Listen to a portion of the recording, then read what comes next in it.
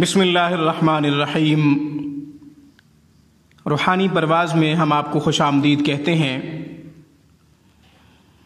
اس دعا کے ساتھ جہاں بھی جو مسلمان کسی بھی دکھ مصیبت بیماری میں مبتلا ہے، اللہ اسے شفاء کاملہ عاجلہ مستمرہ عطا فرمائے۔ ناظرین، آج کی ویڈیو میں مشکلات حل کرنے کا، حاجات پوری کرنے کا، نیک مقاصد اللہ جل شانہ کے سامنے رکھنے کا ایک مجرب ترین صلاۃ الحاجت کا بہترین طریقہ آپ کی خدمت میں پیش کرنے کی سعادت حاصل کر رہا ہوں۔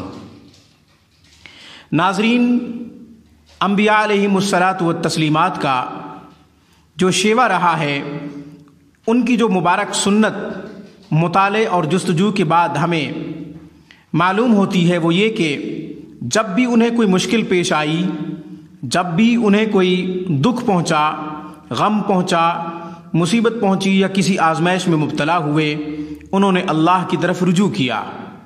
رجوع اللہ کو انہوں نے اپنے زندگی کا مقصد بنایا۔ ناظرین، ہمیں بھی مشکلات میں، دکھوں میں، مصائب میں، امتحانات میں، آزمائشوں میں اللہ تعالیٰ کی طرف رجوع کرنا چاہیے، کیونکہ ہمارے تمام دکھوں کا مداوع، مشکلات کو آسان کرنے کے لیے صرف اور صرف ہمارا اللہ ہی کافی ہے۔ اللہ جل شانہ کے علاوہ کوئی ہمارے دکھ دور نہیں کر سکتا، نہ ہی کوئی ہماری مشکلات کو آسان کر سکتا ہے، اور نہ ہی کوئی ہماری مراد حاجت پوری کر سکتا ہے۔ ناظرین، اب ہم اپنے طریقہ اور وظیفہ کی طرف آتے ہیں۔ بہترین صلاۃ الحاجت کا طریقہ۔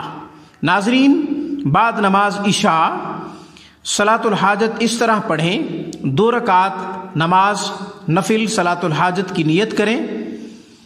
ثنا فاتحہ کے بعد پہلی رکعت میں آیت الکرسی پڑھیں، پھر دوسری رکعت میں فاتحہ کے بعد سورہ اخلاص پڑھیں۔ جب صلاۃ الحاجت 2 رکعت نفل پوری ہو جائے، اس کے بعد 7 مرتبہ درود شریف پڑھیں، پھر ایک ہی سانس میں یا ہادی پڑھیں۔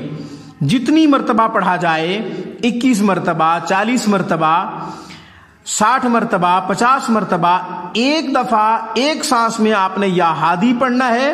اس کے بعد آپ نے 7 دفعہ پھر درود شریف پڑھنا ہے۔ پھر سجدے میں جا کے اپنا مقصد، اپنی مشکل، اپنی حاجت اللہ تعالیٰ کے سامنے رکھیں، اور گڑ گڑا کے، آہیں بھرتے ہوئے، روتے ہوئے، عجز و انکساری کے ساتھ اللہ تعالیٰ سے دعا مانگیں۔ انشاءاللہ چند روز میں میرا رحیم و کریم رب غفار حاجت پوری کرے گا، مقصد کو پورا کرے گا، مشکل کو آسان کرے گا انشاءاللہ۔ آج کی ویڈیو میں روحانی پرواز کی طرف سے بس اتنا ہی۔ روحانی پرواز کو سبسکرائب کرنا مت بھولیے۔ Thanks for watching my video. اللہ حافظ، اللہ نگہبان۔